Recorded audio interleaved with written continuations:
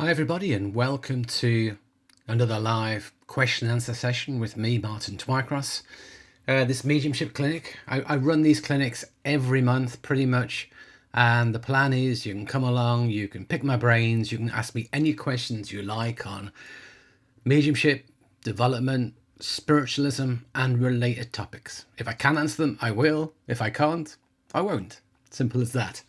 And of course, as always with my channel strapline, it's about bringing you practical, down-to-earth teachings on mediumship and development without the fluff, without the airy-fairy side, without the BS. Trying to keep it real. That's the purpose of the channel. So welcome to those who've joined in the class. I can see there's a few questions there from Paul, Ian, Tyrene, Laurie. Welcome to all of you. If you're joining the class as well, do pop your name in the chat. Do say hello. Let me know you can hear me okay, because sometimes, occasionally we get technical gremlins so that it's not possible to hear me. So do let me know that you can hear me okay. That's important to know as well. It's nice to know that actually whatever you're broadcasting is working. Welcome, Marianne. Good to see you. So I can see we've got quite a few questions building up. So the way it works is if you pop your question in the chat, I'll go through them in order. We'll work through them, and basically the class will end when we run out of questions. Simple as that, really. So I can see there's quite a few there building up.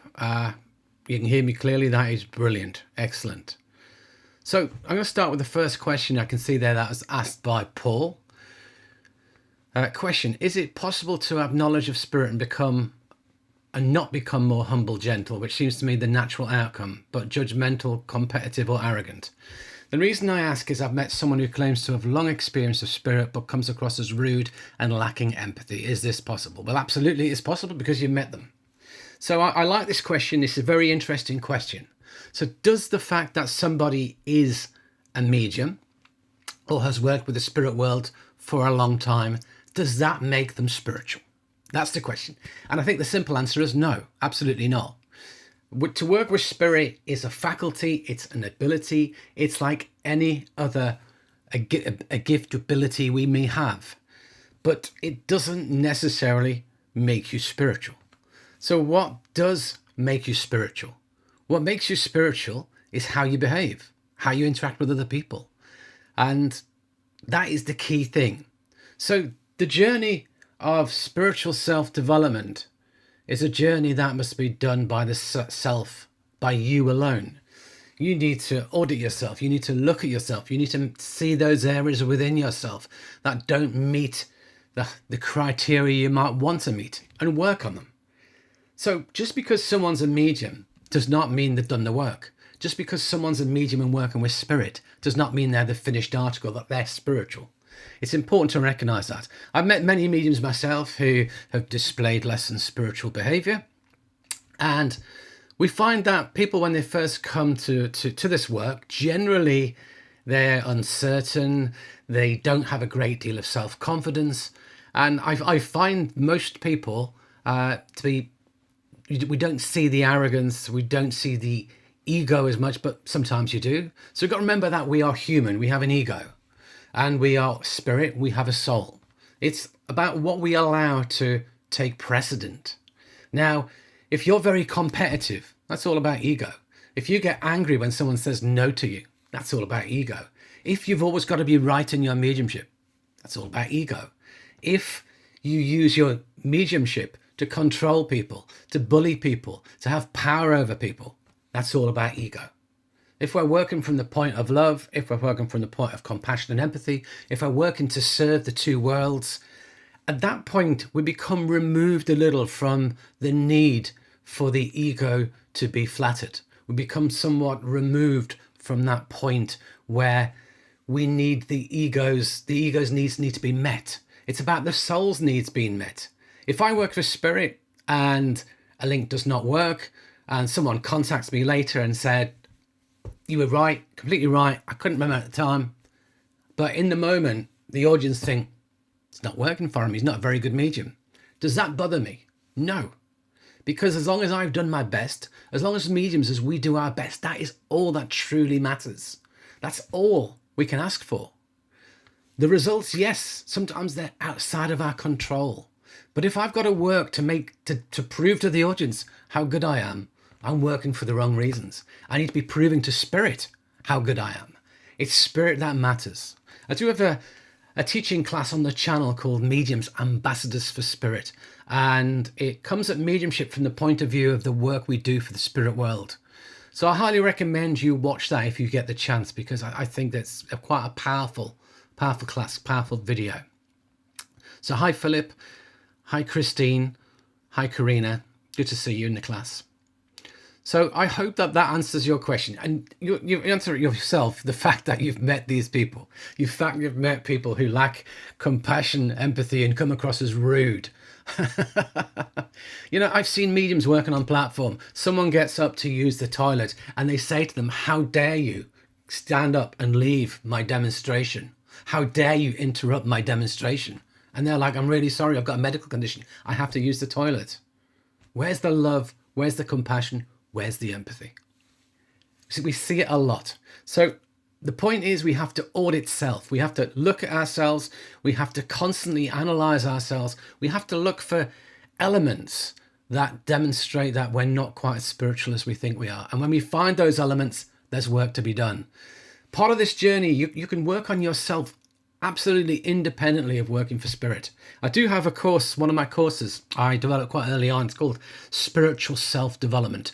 That's the course. And it's 4 sessions where I go into what it means to be spiritual. I go into what it means in our lives to allow the soul to rise above the ego. And it's not related to any form of spiritual work like mediumship or healing. It's related to you as a human being. Every experience in your life is an opportunity for you to express the spiritual qualities within. And every moment in our lives is an opportunity for us to develop as spiritual beings and as human beings. So there you are. I like that question. It's a good question. Just because we work for spirit does not make us spiritual. Absolutely. So question from Ian. In your opinion, why after 6 years of working mediumistically in my readings and knowing the difference between the psychic and the mediumship have some readings been weak or non-existent in terms of mediumship, but I've gone into the psychic element and the reading has been more about the sitter's current life situation? Is it because I'm doing something wrong? Or am I meant to be developing my psychic side, or the spirit world feels the sitter needs to hear about themselves and their life situation rather than a message from a loved one in spirit? So let's take a step back. Why do people actually go for a sitting with a medium? Some go because they want proof of survival. Some go because they want to connect with their loved ones in spirit. Some people go because of the difficulties in their life at that moment in time. Some go because they want a psychic reading and they don't know any better, and they don't know the difference between a medium and a psychic, and they assume everyone's the same. And really, the question we need to come back to, if we're spiritual, is how can I help this sitter? How can I meet the needs of the sitter? Not necessarily the wants of the sitter, but the needs of the sitter. So if we're coming at it from the point of view of wanting to meet the needs of the sitter, if the sitter is going through a really traumatic and difficult time at this moment in their lives, you bringing through and giving a little bit of evidence about one of their loved ones in the spirit with no message relating to what's going on may not help them. If you can work psychically and touch all of what's going on, connect to spirit and bring in advice and guidance related to it and merge the whole lot together, you can do an awful lot more. Sometimes as mediums, we end up working psychically because that is the need. Sometimes as mediums, the need is more mediumistic, but generally most readings will be a mix of the two. But I know some mediums who say, I will not work psychic. I don't like the psychic. I just want to work for spirit. And as wonderful as that concept is, the reality is we all have to learn to work psychically. The reality is to meet the needs of sitters, we have to have the skills and abilities to do both. Some sittings I've done have become way more psychic than I would like them to be necessarily. But then as it unfolds, I see why, and I go, the life situation right now is so important to them. They need this confirmation. They need this understanding. They need this insight. So we need to work with both. We need to allow both to function equally well. And if we just focus on one and not the other, then maybe the spirit world will give us opportunities where we have the potential to see that the other one may be extremely beneficial in that moment in time. So I remember having a talk with Mavis Patilla, and she was taken under Gordon Higginson's tutelage. And Gordon said to her, basically, that your mediumship is excellent. What you're lacking is the psychic. You've got to bring the psychic up to the same level. And so most of the exercises he gave her were about working on the psychic. And she was already an excellent medium at that point, obviously. She was a very good medium. But I found it interesting that he wanted the two parts to function equally well. And he was an excellent psychic as well. So I think I would say to you, embrace it. Embrace those sittings that are more psychic. Embrace both aspects. And maybe spirit is giving you those opportunities to work on both. So don't try and say that every reading should be mediumistic. It's about meeting the needs. It really is about meeting the needs. You know, someone who's going through a traumatic job loss or relationship breakdown, yes, they would like input and guidance from their loved ones in the spirit world, but in relation to the context of what's happening in the here and now. And what I tend to find is that we have to blend with the energy of the sitter to understand where they are in this moment, as well as blend with spirit. Certainly when it comes to the message, I would never give a message from the spirit world without blending with the sitter to pick up psychically what's there. So we use the two together, and you can get a much stronger result by using the two than just operating one. I hope that makes sense. So Paul, thank you for the answer. That was helpful. That's great. And Ian, I do hope that has helped you in some way as well. So Tyrene, what would I feel if spirit is communicating with me? I often feel a spirit behind me and my head feels like a ring of pressure. Just wondering. Now, when we're blended with spirit, each person feels something different. It's not possible for me to say this feeling, this symptom, this sensation is a sign you're connected to spirit. It's a sign you're communicating with spirit. It's just not possible to say that. When we sit in the power, many of you will know I have a whole playlist on sitting in the power. When we sit and blend with the spirit world, what we all experience when we're blended with that spirit energy is unique to us, is different. When you blend with a specific guide or helper, you may get what we call an energy signature, a calling card, which can vary massively from a sensation, a feeling, to, people get tightness around their head, people get static electricity around them, people can get a hand on the shoulder, people can get all sorts of things. The point is there's a huge amount of things, there's as many different ways as there are people. And it's exactly the same when we're working with spirit. How do you know if you're communicating with spirit? Well, if you're doing a sitting for somebody, the evidence has to be understood. You need a sitter. The evidence has to be understood. If we're communicating with the guide or helper, it becomes a lot more challenging because there's a risk that our own imagination can work. There's a risk that our own minds can kick in. There's a risk that our own subconscious needs and desires can create a communication. So really, you've got to watch, give it time. You've got to allow it to develop slowly, and you've got to let it build over time. But there's no answer I can give you that says, yes, what you're feeling is definitely because spirit is communicating with you. It's just how you are sensing energy in that moment. So I know that's probably not the answer you want, but it's the truth. It is the truth. So I hope that helps you in some way. Now another question I want to pull in here that was actually asked fits in pretty well. And somebody asked me, can I speak to spirit when I'm by myself? Can I communicate with the spirit world when I'm by myself? Now, to do mediumship for people, you're bringing through someone's loved one that belongs to somebody. It's way easier to do it with the person in front of you. It's way easier to do it with feedback in real time. So if you're trying to do evidential mediumship, you really need a sitter, or you really need somebody to work with and get feedback in real time. Now, very experienced mediums can create that link for somebody and bring through information. Yes, it can be done without a sitter in front of them, but you're focused on the sitter, you're focused on the target, and you're asking one of their loved ones to work with you. But it's very easy to get down the wrong line. It's very easy for it to become wrong. And basically, because you've got no feedback in real time, you don't know when you've made an error. You don't know when your own mind's extrapolated. You don't know whether your own imagination's kicked in. So that is what I call a much more intermediate to advanced exercise. So if you want to do evidential mediumship, always have somebody in front of you. That's the easy bit. But if you want to get communication from your guides, then it becomes more challenging. Now, with guides and helpers, I do have a course on that. The last course I ran was called Understanding Guides and Helpers. And within that, we've got a number of meditations for you to get to meet your guides. Within that also, there's tools and techniques that you can build that relationship with your guides. But you hear people say, oh, I chat to my guide all day, day in, day out. And that is rubbish. I'm sorry, but that is not right. It's not possible.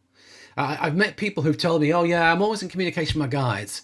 And then they try and do mediumship and they can't do it at all. And it tells me, sadly, that it is their imagination. It tells me, sadly, that they're in a state which is just not real. So I can't have a conversation with my guides. Not possible. I'm a highly experienced medium.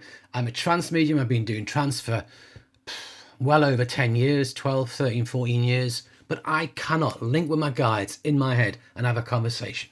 I'll tell you why. Because my own needs, desires, brain can steer it, can mess about with it so that it's not real. So if I want to communicate with my guides, I'll send the thought to them and then I will open to when it returns to me. And sometimes that can come quickly back. Sometimes it can take a long time to come back, but it's not a conversation and it's not generally real time. So I may think, okay, I'd like your input, guides, on this situation or this thing, and then I forget about it. And then when I'm doing the washing up or I'm daydreaming, something comes into my mind and I go, But the problem is we have to learn to screen our own imagination and our own needs and our own mind out the mix, which is not easy. I know very few mediums who can communicate with their guides in real time.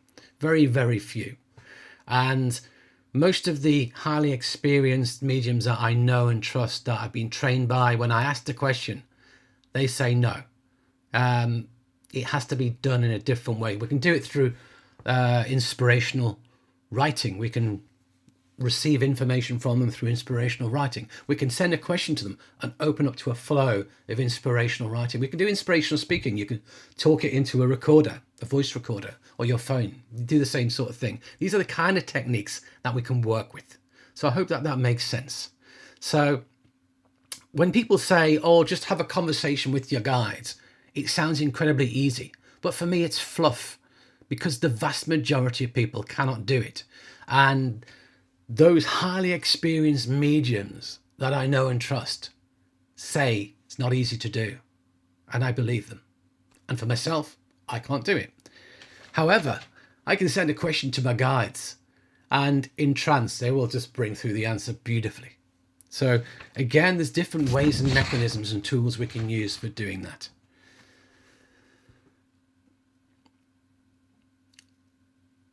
So Tyrene, thanks. You're very welcome. Ian, thank you so much. Your teachings have taught me an incredible amount over the years. This answer today is so helpful. I've loved Mavis's and Gordon's story. I respect them both massively. Me too. Me too. And for those who don't know, I have created a tribute website to Gordon Higginson. It's gordonhigginson.co.uk. And there's also a channel on YouTube with some videos of Gordon. And as well, so there's a website, there's a YouTube channel, and there's also a Facebook page. So feel free to check those out if you'd like to know more about Gordon Higginson. And also, speaking of Gordon Higginson, in my courses, I did do a course called Great Mediums of the Past. Actually, you can't see it on there. It's dropped off because there's 9, and that one's dropped off, so that doesn't help us. But there is a course called Great Mediums of the Past where I spoke about the life stories of 5 mediums who've most inspired me, who are Gordon Higginson, Estelle Roberts, Helen Hughes, Maurice Barbanel, and Harry Odders. I went through their life stories and what was interesting in their development, what was interesting in how they worked. And then we pulled it all together to look at what can we learn from the stories of these great mediums? What can we learn from the qualities and attributes they all possessed to make us better mediums? So if that sounds of interest, do check that one out. So, where are we? So, Laurie, interesting question, this one. When we're praying to Jesus, is that who we are really praying to, or is it more the spirit world we are praying to? Should we try to develop a relationship with Jesus? Now, I'm a spiritualist. So as a spiritualist, we acknowledge Jesus was a medium. Jesus was a prophet. There are many other prophets. There are many, many mediums, many people who've been inspired to bring through the word of God, many people who've been inspired to bring through profound teaching from the spirit world, many people who are profound healers. But because I'm a spiritualist, I don't work with Jesus. I don't revere Jesus any more than I would any other any other prophet within any other religion. So Christianity is not my religion. So I've never prayed to Jesus ever. So the question we've got to ask ourselves is take a step back. When we need to understand, first of all, we've got to understand within our own minds what God is, what the source is, the source of life, what the creator is. And within my spiritual self-development course, I go into this in a great deal of detail. Each one of us has to have our own relationship with the divine. Each one of us needs to get clear in our minds how we perceive the divine, the source, all that is, the universe, God, the creator, the great spirit, divine spirit, whatever terminology you wish to use, the Tao, whatever terminology you wish to use, we need to find that for ourselves. And when we pray, we need to direct our thoughts to something higher than us, whether that is the divine, the creator, call it what you will, whether that is the spirit world per se, or if Christianity is your religion, that may be Jesus. So, each one of us has to find our own pathway. Each one of us has to find our own lane in terms of understanding that bigger picture. So I personally don't do Jesus. And not that I don't believe Jesus existed. It's just not part of my religion. It's not part of who I am. So I don't teach anyone to develop a relationship with Jesus because I'm not a Christian. Nor would I teach you to develop a relationship with Buddha or anybody else for that matter. So it's not an easy question for me to answer, and you need to find your own way through it. And when you're praying, you need to work out for yourself where that prayer should be directed. But it should be directed, certainly, beyond us, to a higher power, to the spirit realm, to the greater intelligence that is behind the whole of creation. But the names you choose for it are up to you. Hope that helps.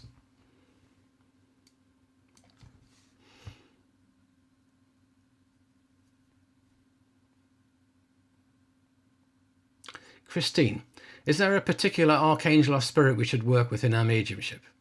Simple answer, no. I don't do archangels at all. Archangels existed way back in the dark with Christianity in the past, and they have specific meanings within Christianity. But, when people like Doreen Virtue came along and popularized the New Age version of angels, for me, all an angel is a spirit, an evolved spirit. Somebody in the spirit world, male, female, no sex, that is an evolved soul. So that's my definition of an angel. You'll never hear me talk about angels, archangels, ever. Those who've watched my teachings for a long time will know that.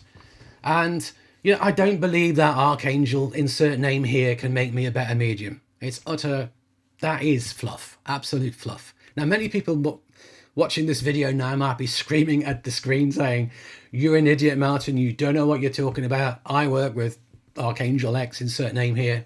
And the problem is it depends upon your belief system. And we all have different belief systems. And I accept and acknowledge that we're all different, and we all want to be different.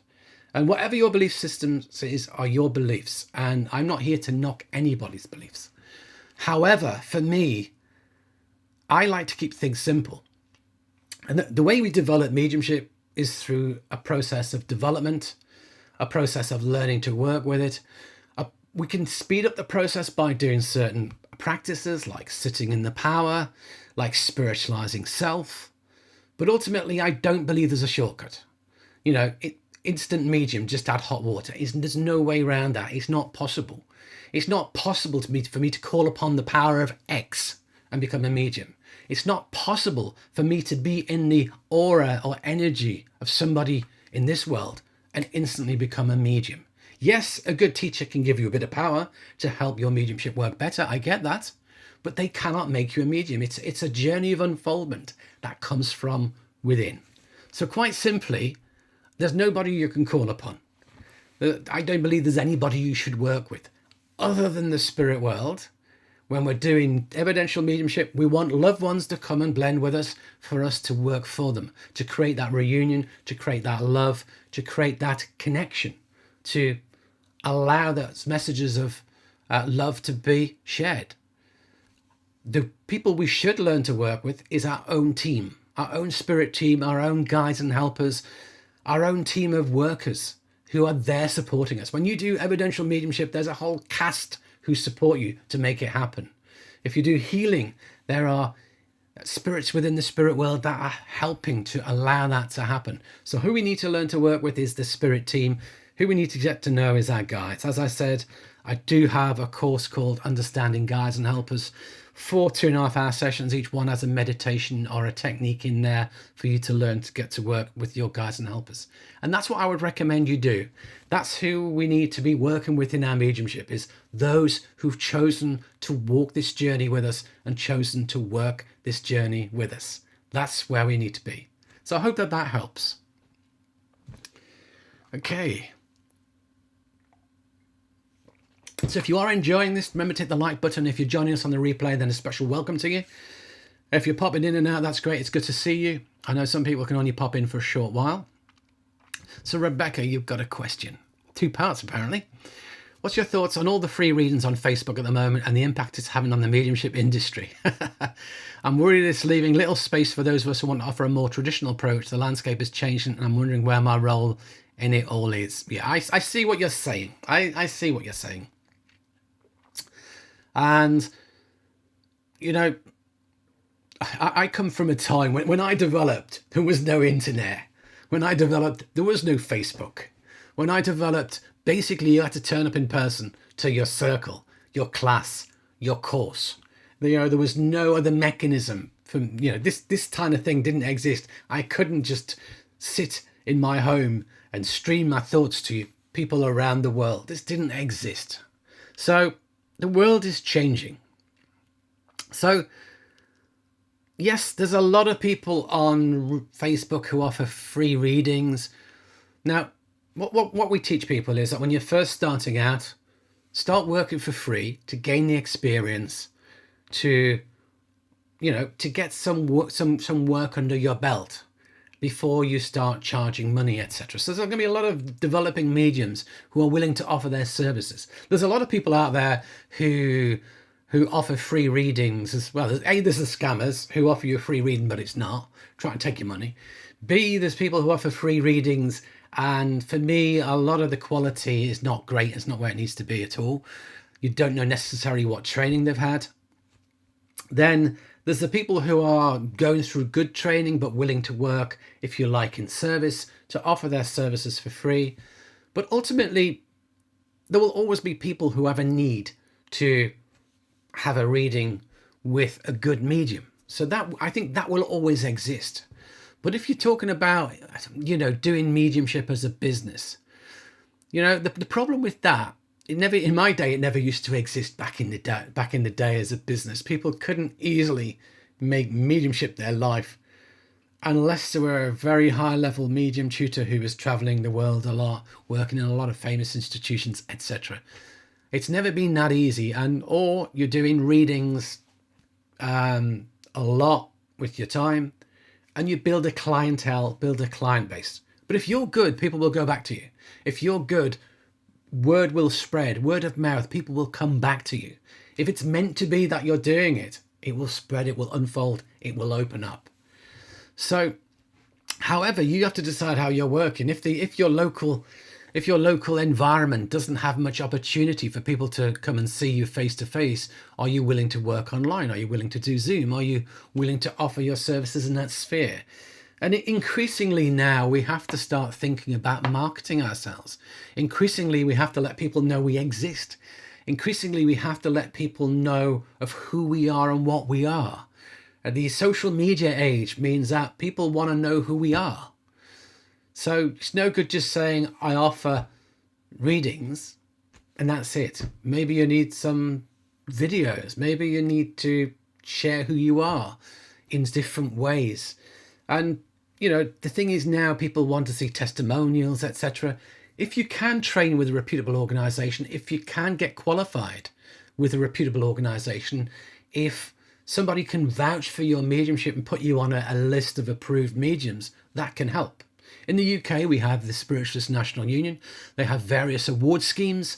And I myself have done the certificate of the Spiritualist National Union Award, CSNU Award, in demonstrating mediumship and speaking. So when you do that, your mediumship is assessed. When you do that, they look at you to see, are you doing a good job? And when they give you the award, effectively, it's a seal to say, yes, this person is a good medium. So again, that's a positive thing. So if there's something like that exists wherever you are in the world, that's a benefit. If I know there's people like the Forever Family Foundation that accredit mediums in the US. So I know there's different people in different places where you can get that kind of thing. I think that's beneficial. But ultimately, it's to make mediumship your only sole business stream is difficult. I myself, I'm a trained hypnotherapist as well. For a long time, I did a lot of hypnotherapy and mediumship together. So again, we've got to basically have different strings to your bows, different streams of income. You can't put all your eggs in one basket necessarily. So some people I know that offer themselves to do sit-ins and only get 1 or 2 sit-ins a week. Yet there's other mediums I know who've got a waiting list for 6 months because people have sittings. It works really well. They tell their friends and word spreads and it takes off. So some people are unlucky. Some people are good at marketing. Some people are good at promotion. I've never been particularly good at promotion. I have to, it becomes about that first question that we've talked about, being spiritual and being, for me, trying to promote myself speaks a little bit too much of ego. And I've always had a battle with that, if I'm honest. It's always been a battle to say, I don't like to stand there and say, I'm a fabulous medium with 20 odd years experience and I've worked in the UK and internationally and I'm an approved tutor of this or that organization. It sounds like you're blowing your own trumpet, you're banging your own drum. It sounds like you might be getting a bit of a big head when you say things like that. But then again, people want to know if I'm going to do training with you, if I'm going to buy your products, they want to know stuff about you. You kind of have to a certain degree, put yourself out there. For me, I would much rather do a class like this, offer it for free. You can come and pick my brains. You can get to find out how I teach. You can get to find out how my mind works. You can get to find out the kind of person I am. For me, I feel much more comfortable with this as a form of marketing than me trying to promote anything with a hard sell. Absolutely. So I hope that is beneficial. I hope that helps you. I hope you can take something from that rambling session that I've just done.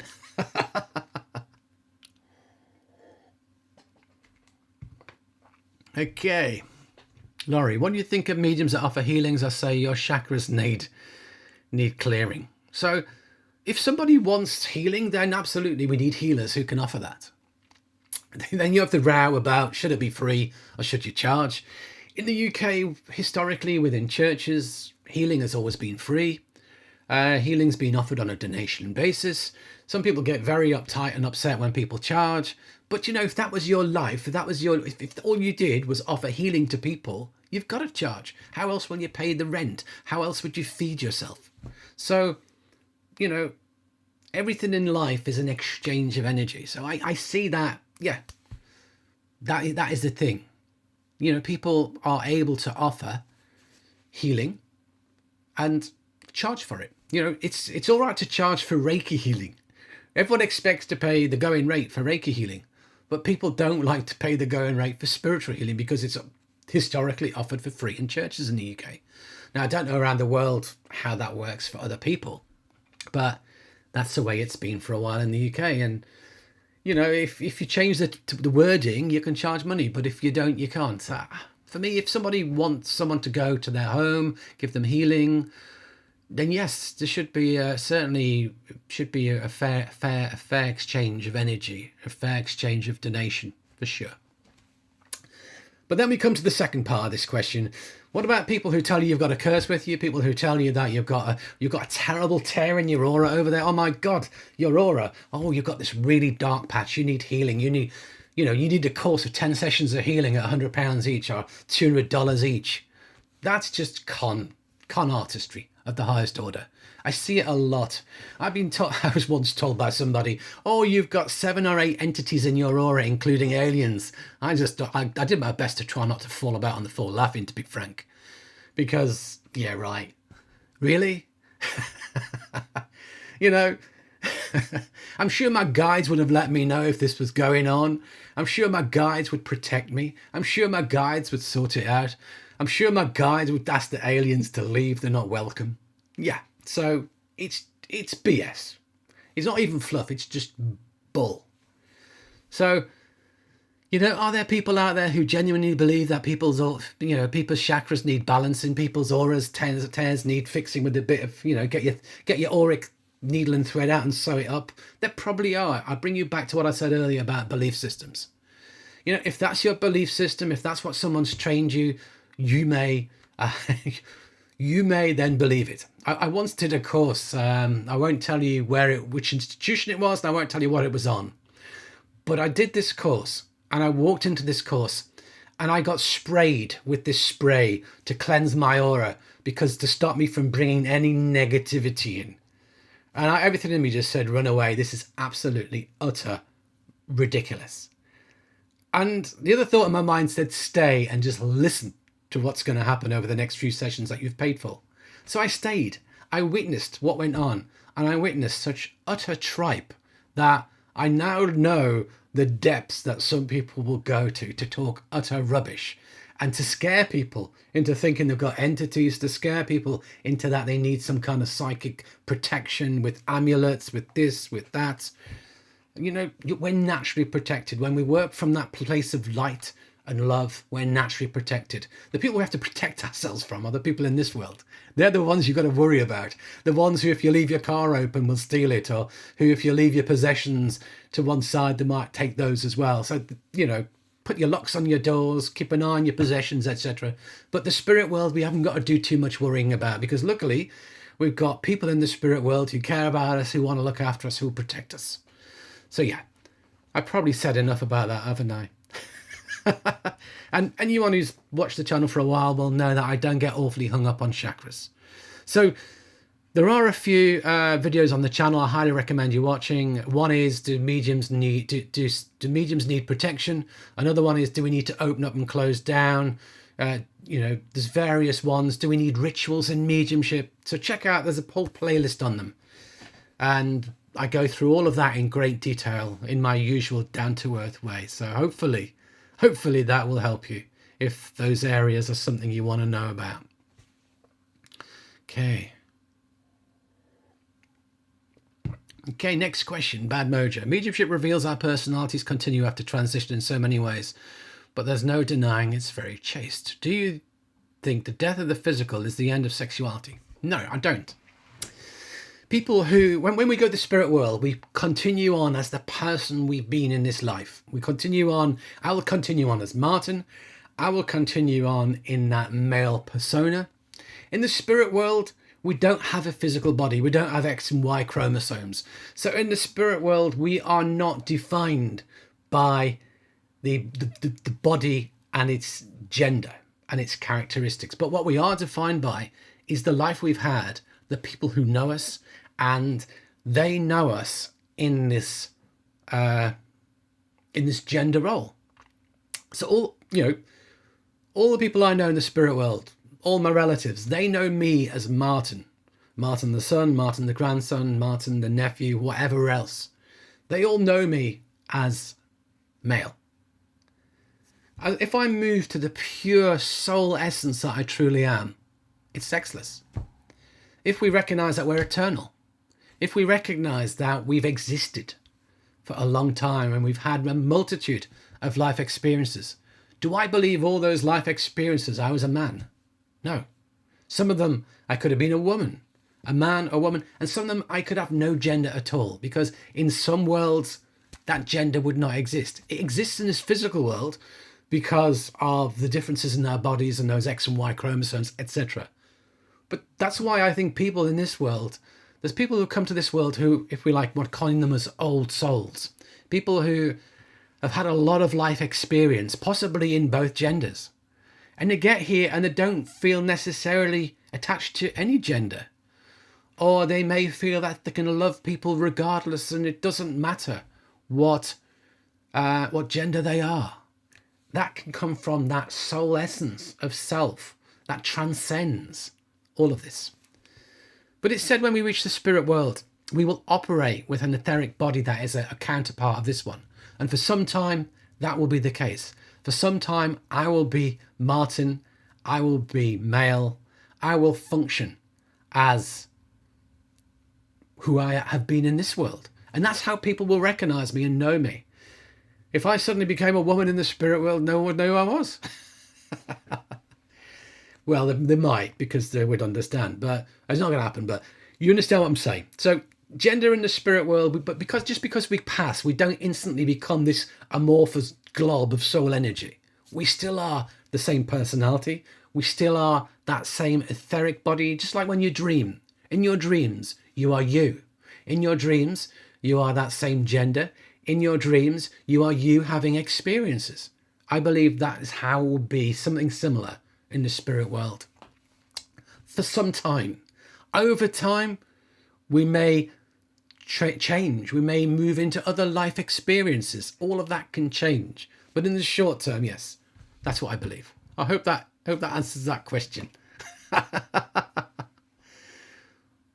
PAD. Finally caught you live. Wonderful. How do you know if you're a trance medium or an evidential medium, and how would you know the difference? Well, generally, the vast majority of people start off by learning evidential mediumship. Some people do healing, and some people go from healing through inspirational speaking or writing and maybe move on to trance. Very few people start off as a trance medium because it takes so long to develop. You've got to be in it for the long haul. Good trance takes at least 5 years to develop in general. So you've got to be in it for the long haul. You've got to put the time in. You've got to have people to sit with. So you can get much quicker results from healing, much quicker results from learning evidential mediumship. So the vast majority of people will go into one of those first before they ever went into trance. And really, trance mediumship is just a development of mediumship. It's just a deepening of the blend with spirit. So you've got to learn to blend with spirit first. You cannot just go straight into trance. You've got to learn to blend and work with spirit, whether that's through healing, whether that's through the inspirational speaking or writing, whether that's through evidential mediumship or a mix of all of them or several of them. That's the route. And it's just a deepening over time. It's just surrendering over time and letting go to allow spirit to come more closer. If you want to work in trance, you're effectively just allowing spirit to blend with you. You're completely surrendering control and allow them to speak through you. You've got to learn to let go, and you've got to learn to allow them to come close, and you've got to learn to surrender. And it's going to take a long time to do that. It's not an instantaneous thing. You know, I'd love it to be an instantaneous thing, but it's not. And you're going to start talking at some point, and what you're bringing through is going to be mostly from your own mind. And the aim is that we suppress us and allow spirit to come up in trance. If anyone is interested in trance, in my videos, there are a couple there that are really beneficial to developing trance, particularly Working with spirit inspiration, special topic 7 is important. Guides and helpers, special topic 6, and also special topic 1, trance mediumship. If you're interested in doing healing and trance healing, there's also special topic 2 is healing, and special topic 8 is trance healing, which trance healing again is that deepening of the trance state. Also, my course on understanding guides and helpers, again, we cover a lot of how to get to know our guides and helpers and how to deepen that connection and blend with them. So that's included within that as well. Also within my study program, if you want to do things in a more formal, logical, structured way, I have a study program. There is a special module there on covers guides and helpers, working with spirit inspiration, spirit healing, trance mediumship and trance healing. It includes all of those videos I talked about at the beginning, but also includes a tutorial session where I answer about 30 odd questions on each of those topics and give you suggestions for working with it. So that's also of interest to anyone who may be interested in developing trance. Now, if there was enough interest, I may consider doing, with my courses, they're generally 4 sessions, and generally we go into different topics. One I haven't done in any depth is trance mediumship. If there was enough interest, I may do that. But over the years, it's taught me that some people don't really get that excited about trance. It's an area that, if you like, there's not that many people keen to go into. But if there are enough people who are interested in that, absolutely, I'll consider doing that as well. So do drop me a line if that sounds of interest. Do let me know if that sounds of interest to you. Do put it in the comments if it's of interest to you. But I love trance. I love healing. I love evidential mediumship. I love trance. I love them all. I love inspirational speaking and writing as well. All of it. All of work for spirit is absolutely wonderful. Rebecca, very helpful. Thanks, Martin. So many different ways to move from student to professional nowadays. There really are. I agree.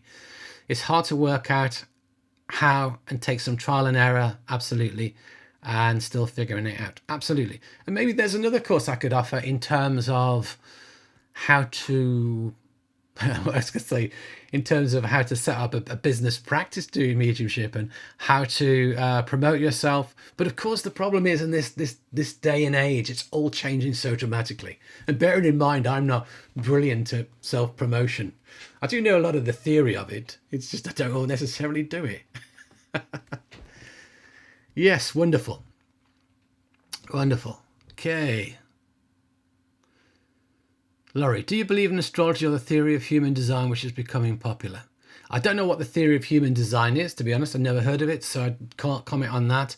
Do I believe in astrology? I think there's something in it, but I don't get awfully carried away with it.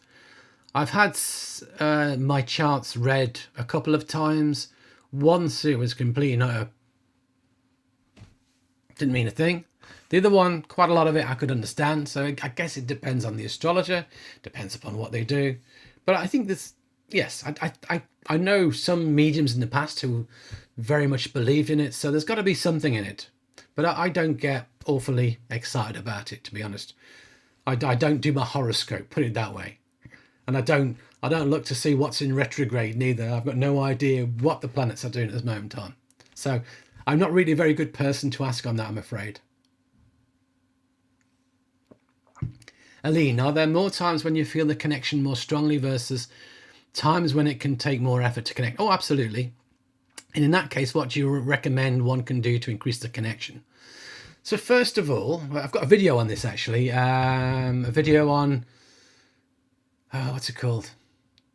7 reasons why your mediumship may be going backwards or may not be as good as you would like. Something like that. It's on my channel. And I know loads of people tell me how helpful that one is. But with our development, sometimes it goes really well and sometimes it seems to go backwards. It's not necessarily going backwards. We're getting a period of consolidation. Sometimes the connections work really well and sometimes they don't. When we look at each individual spirit communicator, we can, don't know if I've got the slide here. No, I haven't. Can't show you it. I have a radio analogy I talk about where all mediums are like radio receivers, all spirit communicators are like transmitters, and each medium covers a wavelength. If spirits are outside your wavelength, you're never going to get that good a connection with them. The more we develop, the greater the range of wavelengths, frequencies we can cover. When we first start out, it's narrow. With intermediate, it gets bigger. With more advanced, it gets bigger still. The aim is to reach as many, be able to communicate with as many people in the spirit world as possible. So if someone's not on your wavelength, if someone's just outside what you can get, just like when you try and tune a radio in and you can't quite get there, it won't tune in properly. You won't be able to connect very well. Some people are a strong personality, a good communicator in this world and the spirit world. Some people in this world struggle to communicate. Some people in this world are trying to get information, it's like trying to get blood out of a stone.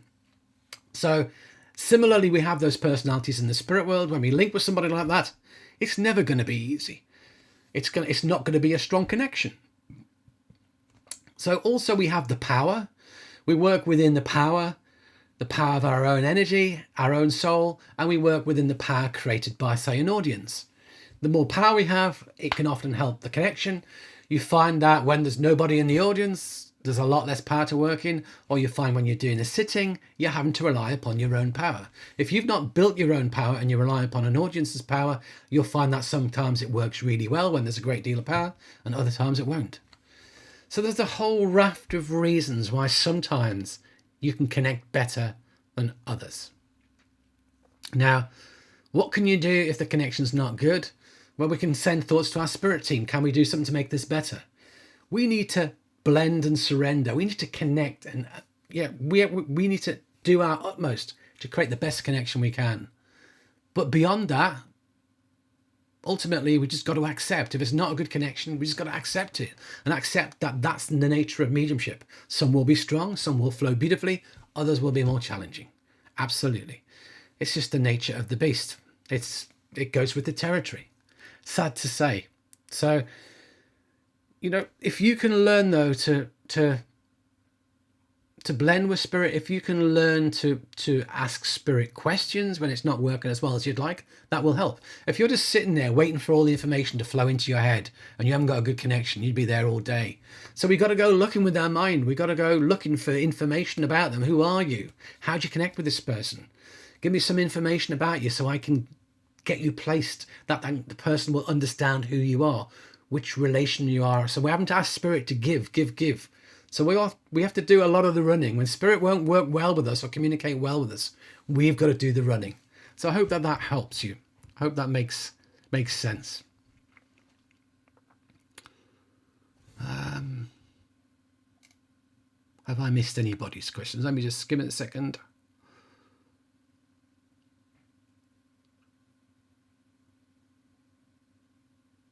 Bad Mojo, thank you, Martin. Great answer, very understandable. Good. Glad you found it helpful.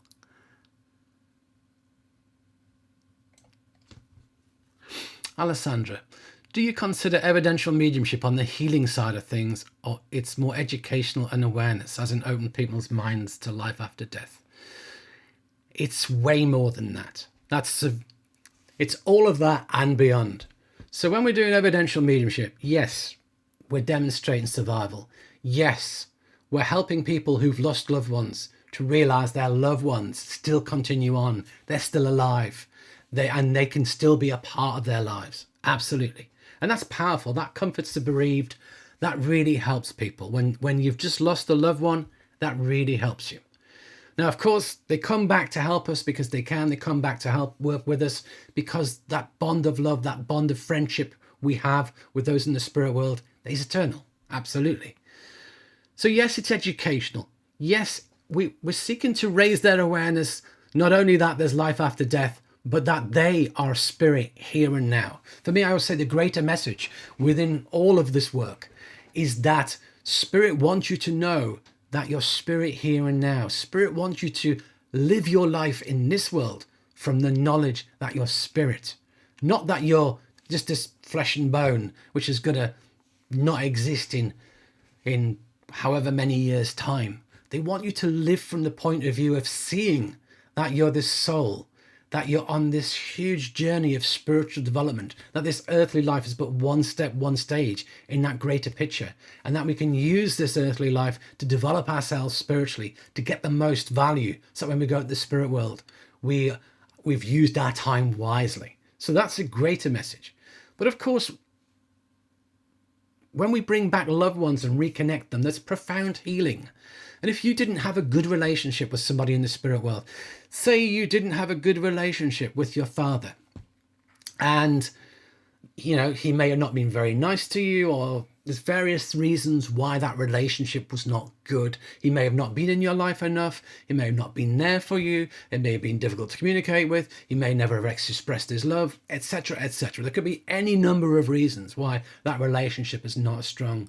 But when someone comes back from the spirit world and acknowledges their faults and acknowledges where they've gone wrong and wants to change and says sorry, or says, I never told you I loved you, but I do. The profound nature of that as healing is amazing. It really is. So for me, mediumship is ultimately underpinned by healing. And so many contacts have that healing essence, that healing dimension to them. So mediumship is healing. Mediumship is about opening people's minds. Mediumship is about proving survival and giving comfort. It's so much more. It's for me, mediumship is a miracle.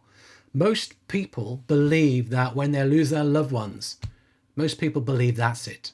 So if we can demonstrate that it's not it, but more to the point, we can enable some form of communication, some form of healing, some form of reunion between two people who are still alive, but who are separated by the veil of the spirit world, who are separated by that experience of so-called death. If we can reunite those and bring them back together, that is so profound. It really is. So, good question. I like that question, as you can probably tell because I've gone off on one. PAD, thank you so much. That makes perfect sense. I'll take my time developing evidentially first. Absolutely. With all this, there's no rush. There's people say to me, do you need to develop mediumship at an early age? And then says, no, you can develop it whenever. It's never too late. I used to have a guy in his 80s come along to circles to develop mediumship, which I thought was wonderful. And, some people would say, well, that's too late. No, it's not. You're an ageless soul. You may have a physical body that's got an age attached to it, but you are an ageless soul. Anything you do to help with your spiritual unfoldment and development will help you, absolutely. So age is no barrier.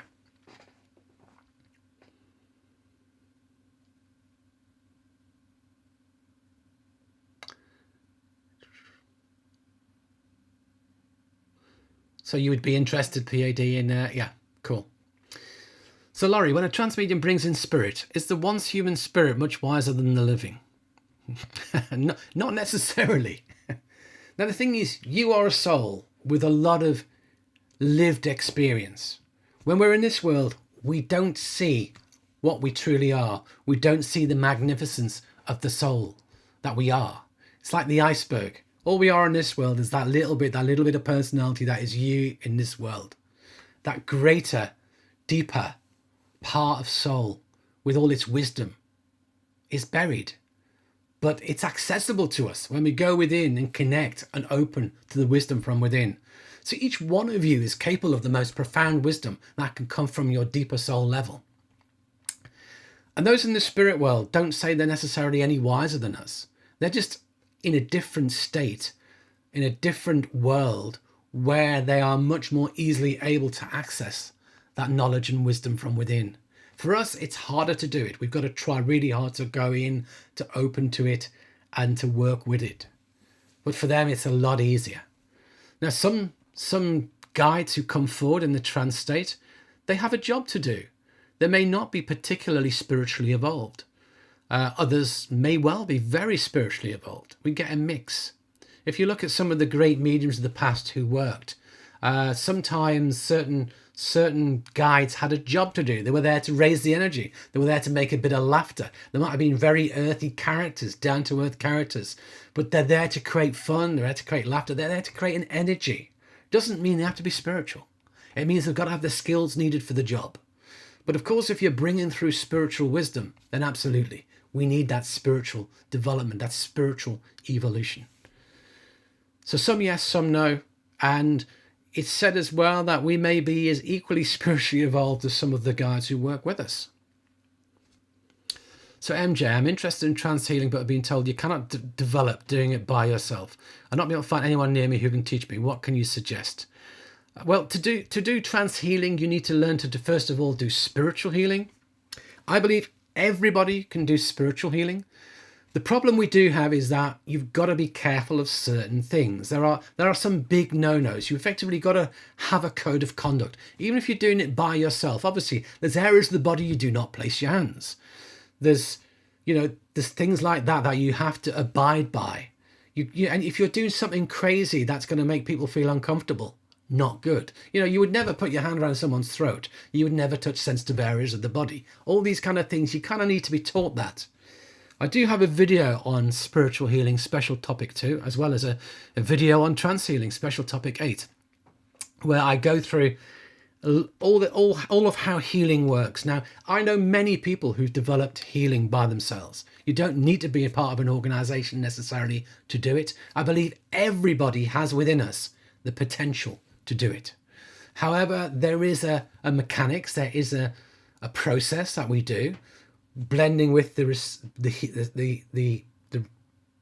person who's receiving healing, blending with the spirit team, the divine, call it what you will, to connect and allow a flow of energy through. If someone's hurt and you just want to put your hand on them and give them some comfort, that is healing from your own energy. We call that magnetic healing. But again, it will work. However, it might drain your energy. That's the downside. But again, that healing desire is within many people, especially when your children or your loved ones are in pain. There's a desire to want to help them. So everyone can be trained to do it. Now, if you can do it with an organization and you can become accredited, that's good, because ultimately, if you want to do it in a public domain, you kind of really need to have insurance and you really need to have a qualification. So that's an important thing to do. But if you just want to give it to your pet, if you want to give it to your family, if you want to give it to friends who are willing, absolutely, you can train yourself to do it. So as a starting point, you can check out those videos. They're £15 each. So to do trance healing, you have to do healing and then just learn to deepen the blend and the connection with the spirit world. And the spirit world, what can happen is different levels of altered state, different types of healing may be more predominant. And we may be able to help people in different ways. The people who've had the most profound results with healing, people like Harry Edwards, they worked with trance healing. So, yes, but trance healing is not something separate from healing. It's just a deepening. Just as when we're doing spirit inspiration, when we're doing trance speaking, it's just that deepening of that same connection. It's the same concept. So I hope that makes sense. So if you are enjoying this, remember to hit the subscribe button. Remember to hit the like button. If you want to support my channel, you can use the super thanks or the super chat. If you want to buy me a coffee, you can use super chat, or there's a PayPal me donation as well. If you want to get your question asked next, I always say you can do a small super chat donation and I'll do yours next. If you're in a hurry, that's always an option as well. Okay, so where have we got to with the questions?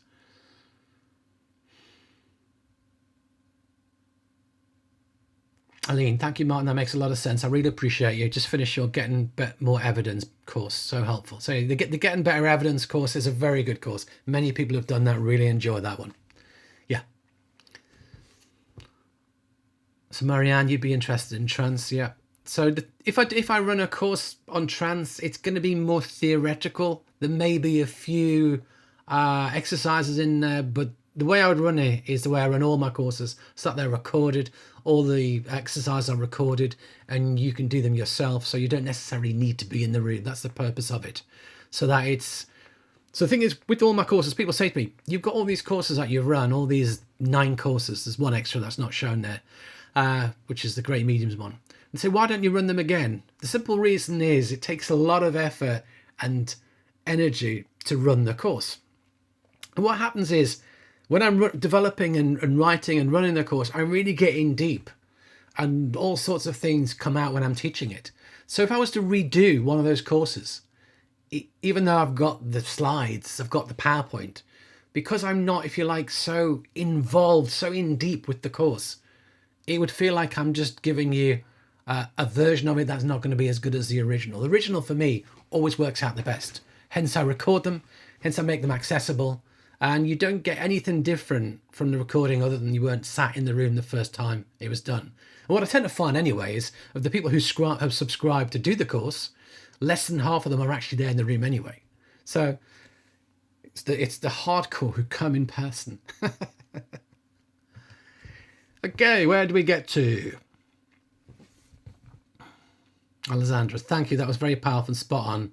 My dad's and I relationship, although he is still alive. You know, and that's the thing, is that when we pass, we do this life review. It's not that you're forced to sit in a room and your life is played back to you until you get it, but it comes, all of all your life experience comes to you, and it's there to be worked with. It's there to be learned from. Remember what I said at the beginning about spiritual self-development.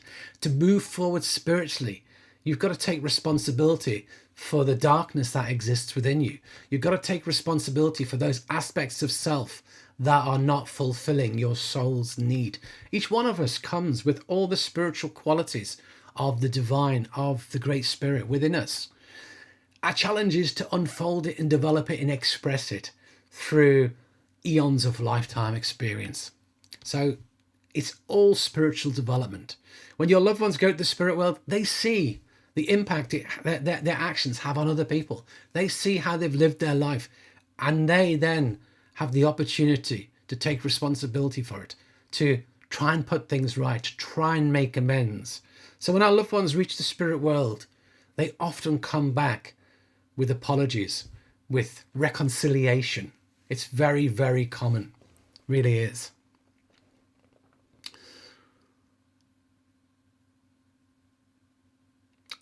Lunastrology. My daughter of 25 died last year, and I feel her closer now than when she was on Earth.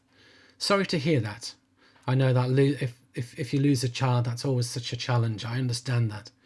And when we lose somebody, we have our life in this world. We're physically separate, aren't we? In this world, we're separated by distance. Yes, we're always connected. We know that, but we're separated by distance. And some people in this world don't always stay in touch as much. They've got busy lives. And we always look back, don't we? Like my mum passed at a relatively young age, and I was very, very busy around then with work, travel, etc. And I didn't see as much of her as I probably should. And because she passed, the illness developed very suddenly and she passed quickly, you think to yourself, wow, if I'd known that, life would have been very different. But it's just the way it is. So sometimes the people we're closest to, we aren't as close to them in this world as we would like to be because of the fact we've got to live our earthly lives.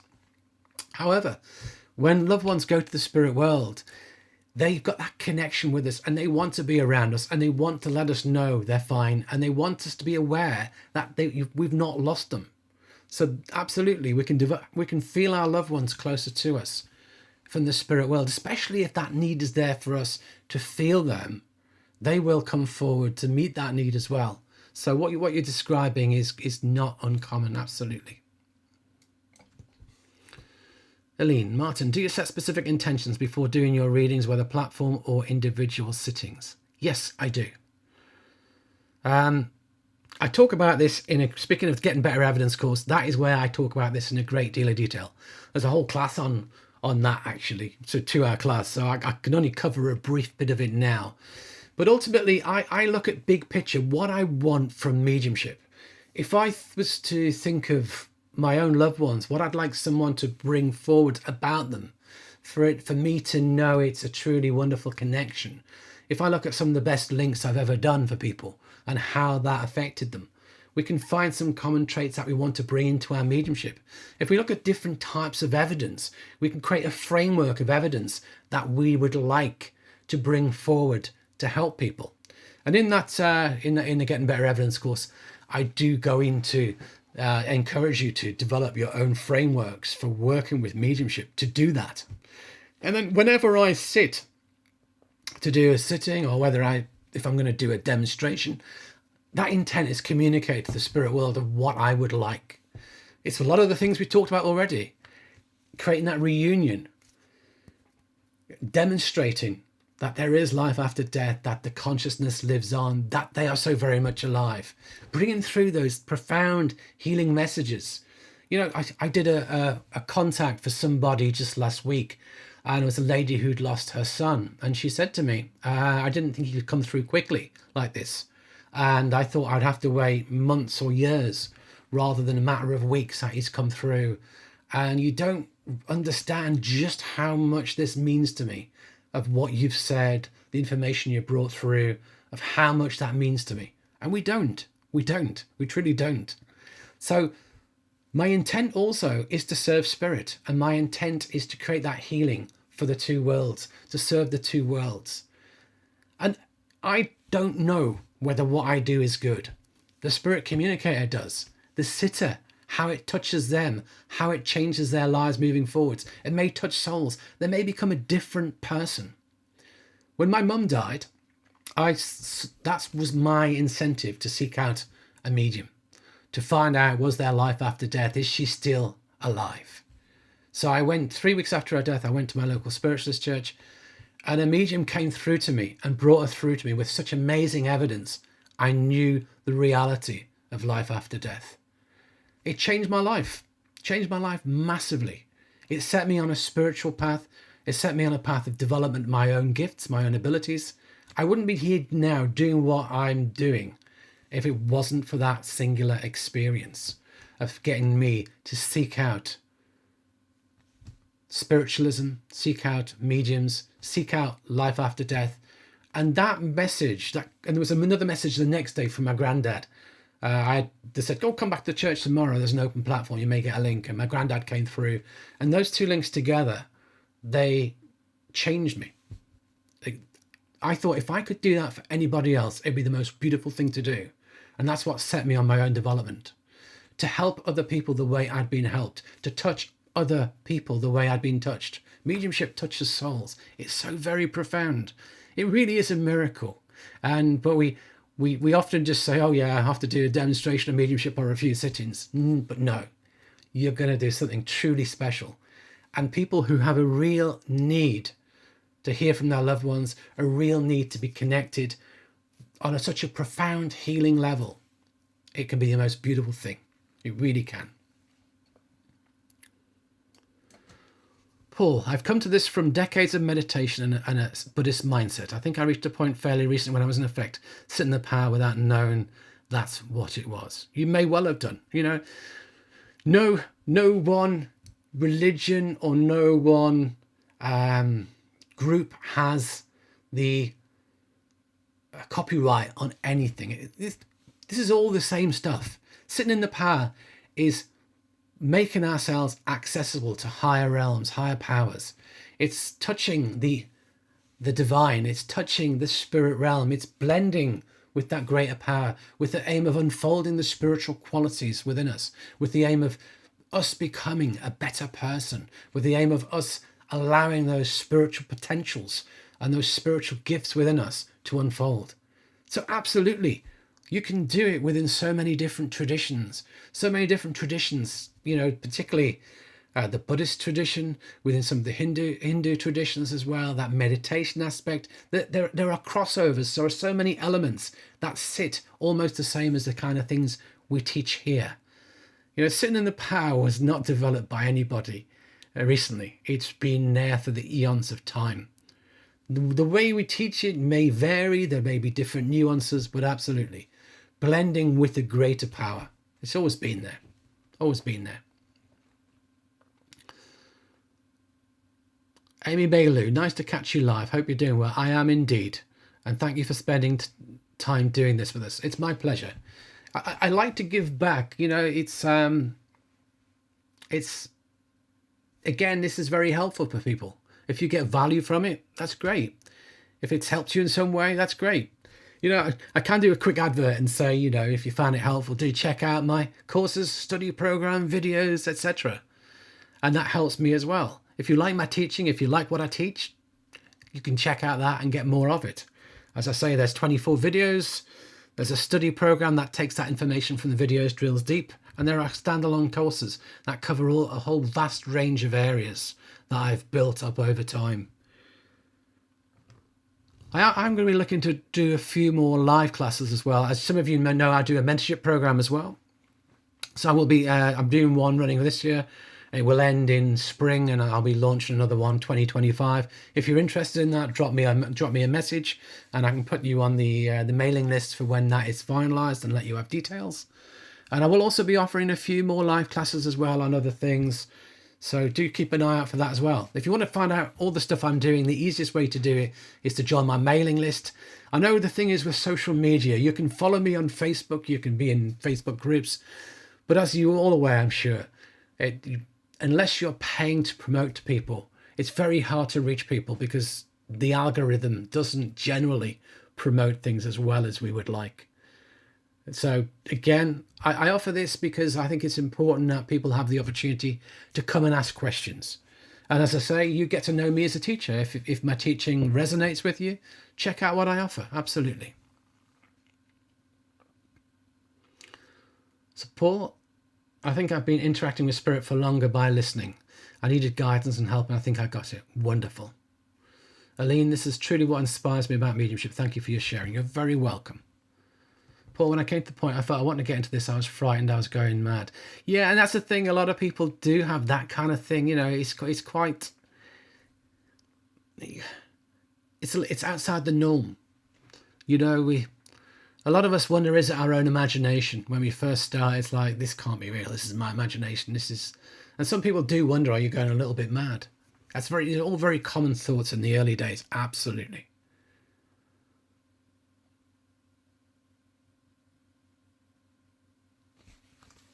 So, Lynette, I hadn't learned of sitting in the power until I came across your channel. It changed the way I connect with myself and spirit completely. So thank you for that. You're very welcome. For those who don't know, there is a playlist, Sit in the Power playlist on my channel. There's a Sitting in the Power meditation, short version. I have a longer version available that you can purchase of it. So that's like a taster version. If you like that one, do check it out. I have a series of videos, four videos on why you should sit in the power, how to sit in the power, common beginners issues you encounter, common more experienced issues you encounter, and a more in-depth talk on why sitting in the power is the key to mediumship. I teach sit in the power. I think it's very valuable, and I'm glad that you're getting benefit from it. Amy, I've gotten a few of your courses. They're great. I would recommend to anyone looking to learn more. Thank you very much for the support on that. There is a lot in them, Paul, recently I think I've been close to my father on the other side. It could just be my imagination or wishful thinking. Probably not. You know, our loved ones want us to know they're there. If we learn to develop and unfold our potentials, our psychic ability, our mediumistic awareness, then yeah, we can become aware of them more easily. Not necessarily communicate with them as easily. I have a video on my channel about why you can't always communicate easily with your loved ones. It's not so easy because our own needs and desires dominate. That's the thing. But yeah, absolutely. Tone, I was getting quite a few experience with spirit for the last couple of weeks. Everything seemed to have stopped. Is this common on the journey?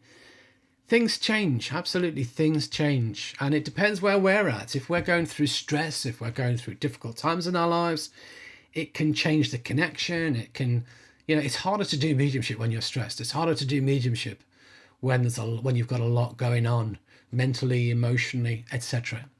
You know, sometimes it's easier, but the journey of mediumship isn't a straight line of development. It's got its ups and downs. Absolutely. It's like anything.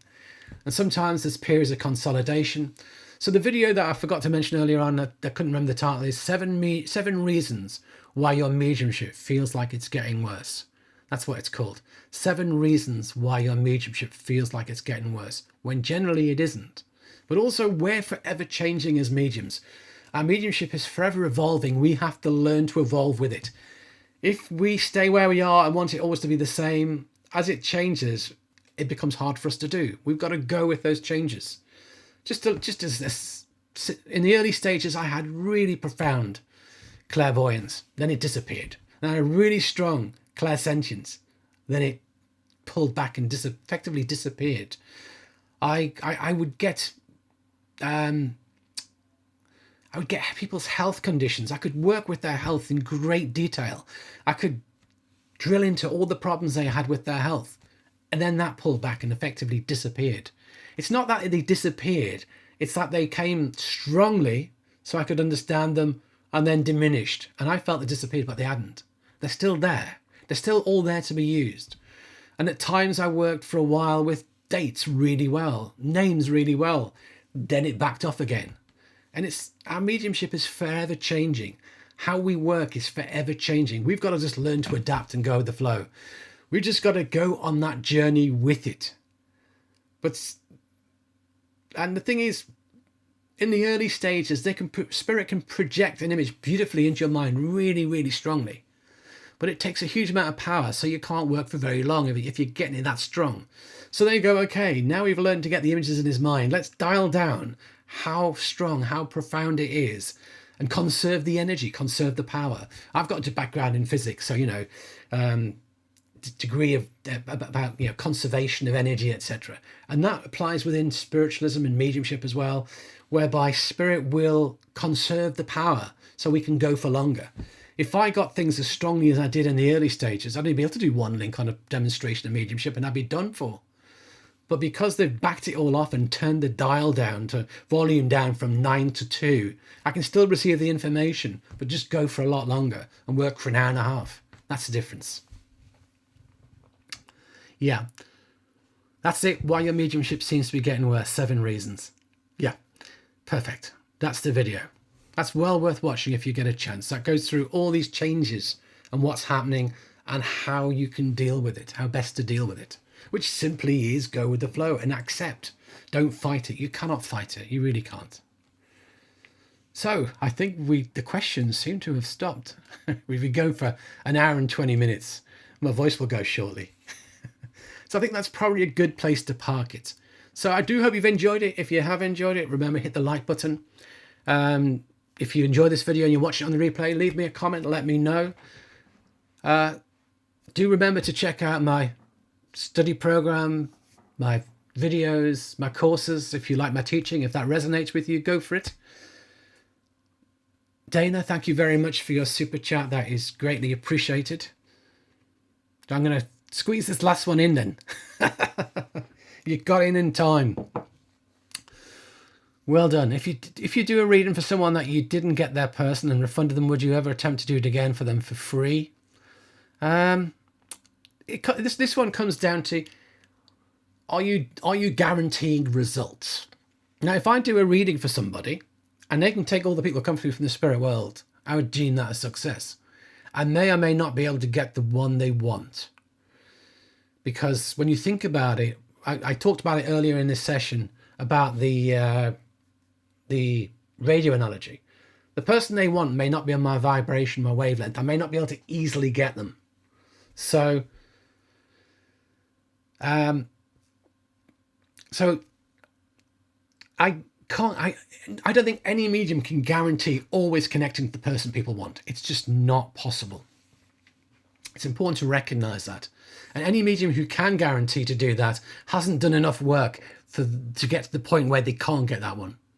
I've done experiments where I've asked people who they want at different times, and a good medium, you can get 90% of those people, but there are still some you can't get for whatever reason. And there's a video on my channel called Why Has My Loved One Not Come Through? Remember, they've got free will. They've got to be on the medium's vibration wavelength. They've got to want to communicate as well. So there's all those factors in the mix. So we can't guarantee it. So I'd say if I did a reading and other people came through, but they didn't get the one they want, I personally would not refund it. If I can't get anything for anybody, yes, you can have your money back. Would I then try and do it again? I usually would recommend, if I can't do it, I usually recommend to go to another medium. That's what I'd normally recommend. Because that way, they're more likely to get, the thing is, if I try and do it again, maybe I can't get them again. If they couldn't come the first time, maybe they can't come the second time. So I may just not be the right medium for them. So I probably wouldn't try to do it again. And, you know, it's up to you whether you want to offer it for free. But again, not necessarily, I wouldn't necessarily go there personally. You want to do it, but you don't want to risk traumatise them if you can't connect to their person. Yeah, and if somebody is like really putting a lot of energy into you, they have to hear from this person. And if you don't get them, like, you know, their belief in an afterlife is absolutely conditional upon whether you as a medium can link with their loved one. That's a lot of pressure. And in that scenario, I wouldn't do it again for them personally. I would just ask them to go to other mediums in the hope that they can. Because again, if that's the pressure they're bringing and you can't do it again, as you say, it may destroy their belief in it all. So it's hard. Now, yeah, we do get frustrated when we can't get them. Absolutely. And the thing is, as I say, if you work long enough, you'll get more. I'm sorry, but it's true. So I did 10 links in a row where I managed to get the person every single person wanted. And then I did another 10 for people. And I maybe only got 7 out of the 10 on that one. So it's, you know, it doesn't always work that easy. No matter how experienced you are, sometimes there'll be reasons why we cannot do it. There really will. So I just say, just accept it. Just accept it. And don't come at it from a point of view of doing it for you. Doing it to prove your own worth. Doing it for, again, I spoke in the beginning about how we need to work from the soul, not from the ego. And sometimes we want it to be right for us, for our ego. I always let that go. I want the person to have their loved one connect in the best way possible. Whether that's me, whether that's somebody else, I don't mind. It's irrelevant to me as a soul. If I can do it for them, brilliant.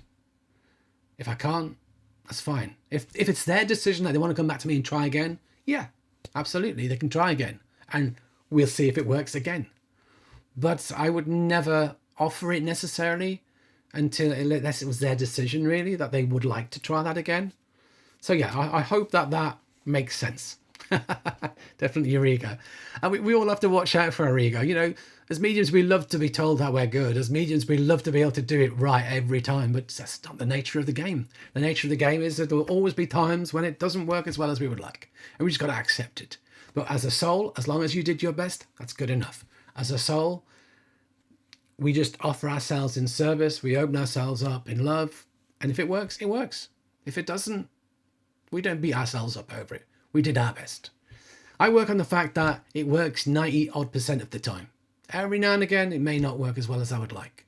But that tells us all that that's the nature of mediumship. We cannot guarantee. And there are a few people who claim to guarantee your loved ones, but it just won't work. It might work a lot of the time, but it won't work all the time. I've seen mediums work in an audience where they ask the people who they want to hear from. And then someone throws them a curved ball. I want to hear from my mum that I never knew, who passed literally when I was born, minutes after giving birth to me. And there's nothing to work psychically easily within the person's energy with. And it may not work. And you actually realize a lot of the people working they're working psychically, extracting the memories psychically from the person in front of them. So it's fascinating. I'll shut up now. So good question. And thank you for your super chat. So in the absence of more questions, I'm going to park it up there. So yeah, if you've enjoyed it, hit the like button. If you watched this on the replay and enjoyed it, by all means, leave me a comment. And also, if you enjoy my teaching, do check out what I offer on my channel. Courses, study program, videos, etc. But I do offer these. I'm trying to offer them on a monthly basis. So if you never got a chance to ask a question today, you can come along to the next one. And if you like, you can pop a question or two in the chat as well, and I shall try and carry them forward if I have time. Unfortunately, I wasn't able to carry much forward at all on this one because it's been full on. Okay, everybody, good to see you. Hope you've enjoyed it. Look after yourselves, and I'll see you all again in the next one. Take care.